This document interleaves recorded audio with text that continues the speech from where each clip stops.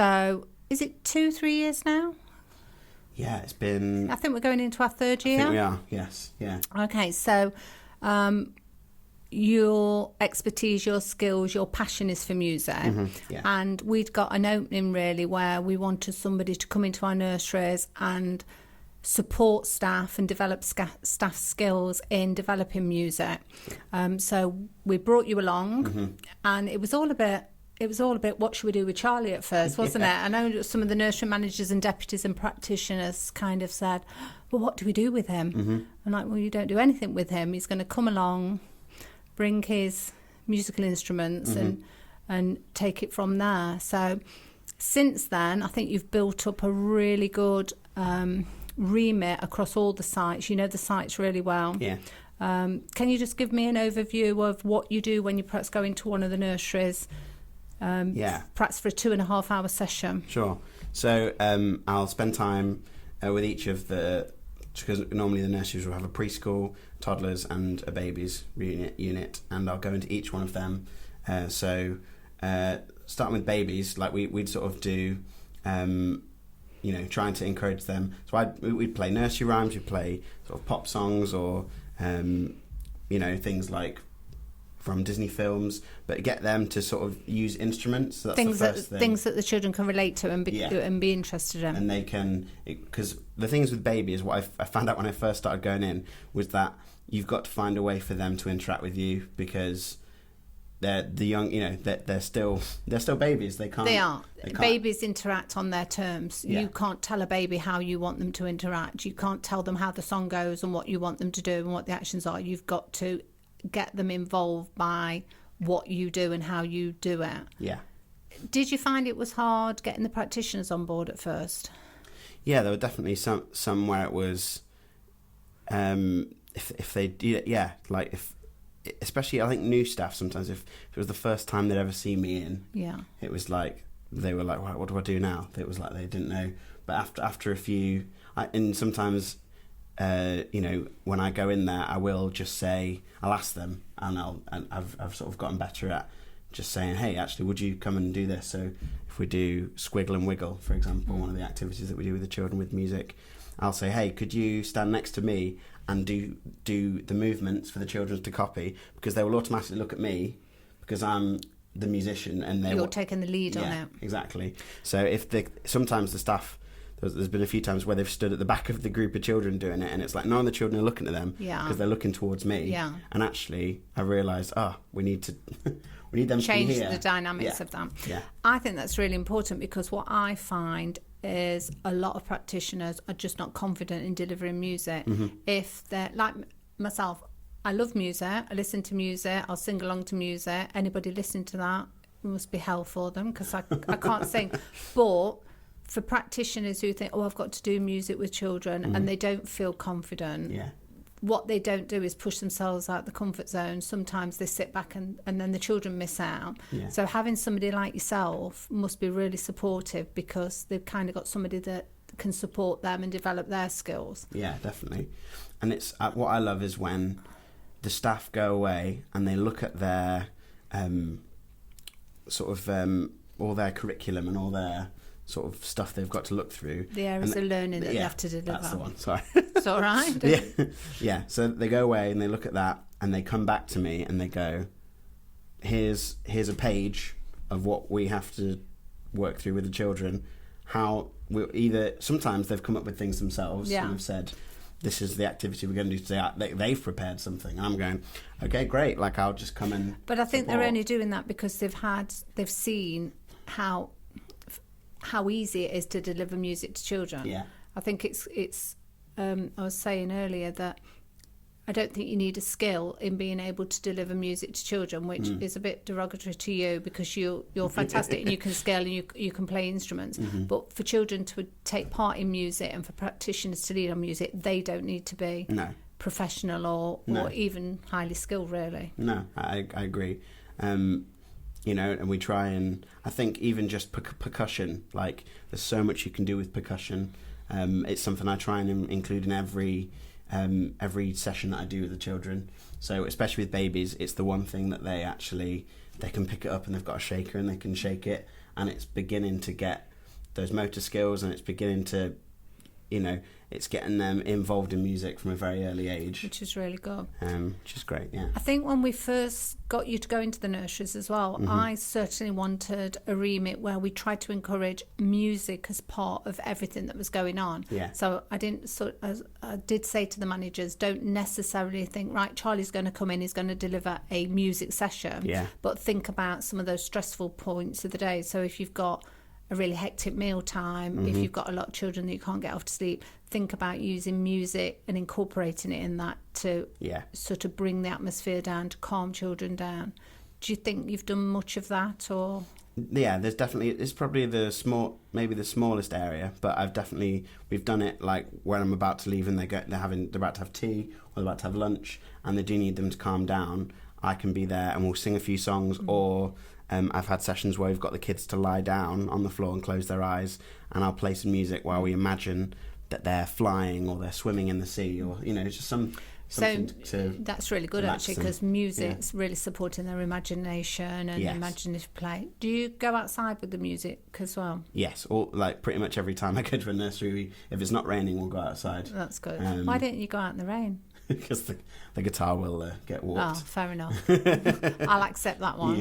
So I'm always saying to them, why aren't you out just because it's raining? Yeah. So have you found that going in and working with the children, they've developed in their confidence with music as well? Yeah, definitely. I mean, so I go around the nurseries with ukuleles, and it's something that, it's maybe a little bit ambitious to try and get a preschool child to play ukulele, but actually it's teaching them musical skills that, like strumming, for example. I know when I first started playing guitar, strumming was really hard. Yeah. And actually them at the age of 2 or 3 years old being able to have a go. But the very basic, just seeing it, holding it, feeling it, knowing how to hold it properly. I think it's nice that you take those in so that they learn to use those and they see them as a piece of equipment rather than a toy. Yes. Because when children go into nurseries, they view their resources, their room, as toys. Yes. So whilst I think we should have musical instruments out all the time, I think things like these, then you can't just expect children to know how to use them. You've got to teach them how to use them. Yeah, exactly. And I always make sure that when I go in, I'm saying, remember, this is a special piece of equipment, and just making that distinction with them. And it's, and they love it. There's several children that have learnt like a chord, which, ukulele chords are fairly basic for the first few ones that you learn, which is why it's ideal, because the children don't need to have their fingers all over the fretboard. They just need one finger, and they can play something that sounds nice. That's really good. And they really love it, and they get more confident in singing and playing, and it makes them feel, I'm just like Charlie. And I've had actually some practitioners come up to me and say that, when I'm not there, they have Charlie time together. Oh, that's and they nice. like mimic what I've done with them. So they've associated you with that positive experience. Yeah. That's really good. I think it's been really beneficial because the practitioners now are doing more music and they're doing more spontaneous music, which is brilliant because the new inspection framework is looking at spontaneous singing, spontaneous vocabulary and all things like that. So I think that fits into that really, really well. But it's to build the confidence. And if the children are confident, they'll start asking the practitioners, can we sing this? Can we do that? And it'll move forward. Well, have you found that music's used to control the behaviour that can often arise in nurseries? So if you've got some children that are really sort of, it's a really wet day, far too wet to go out, and they're all cooped inside and the tension's building up, do you find that music can calm that down? Or yeah, definitely. I think it gives them an outlet, because if the kids haven't been able to go and run around outside, then we can do some music games where they can run around or they can jump. You know, things like Sleepy Bunnies. They love something like that. 'Cause on one hand they're lying on the floor and they're sort of able to lie down, but then afterwards they get to exert all that energy. And I think it's really good for practitioners to remember that. So they might think, I bet loads of them are going, I wish Charlie was here this morning when they're having a bad day, but they can apply those skills and do those things. Definitely. Do you ever go in with a set piece that you're going to do and then it just isn't working, the children just aren't listening, they're not engaged, and do you have to think on your feet and sort of change it around a bit to get them involved? Yeah, I've definitely had to do that. So I'll go in. What's great about the way I've sort of grown into the job, I suppose, is that I do in my head have these sort of little 20-minute segments that I sort of piece together and think, right, well, today we're going to do this, this, and this. Yeah. And so that means that then, if an activity I'm doing isn't working, so if they're not wanting to sit down and sing or do ukulele, then it's like, right, well, let's do an outside activity. So we'll go outside and listen to the sounds we can hear outside, and then see if we can make them in a musical way with the guitar or with our hands and things like that, and with our mouths. And so that's really good. You can take music wherever. It's not got to be just in the music corner in the corner of the nursery, is it? No. You can take it all over.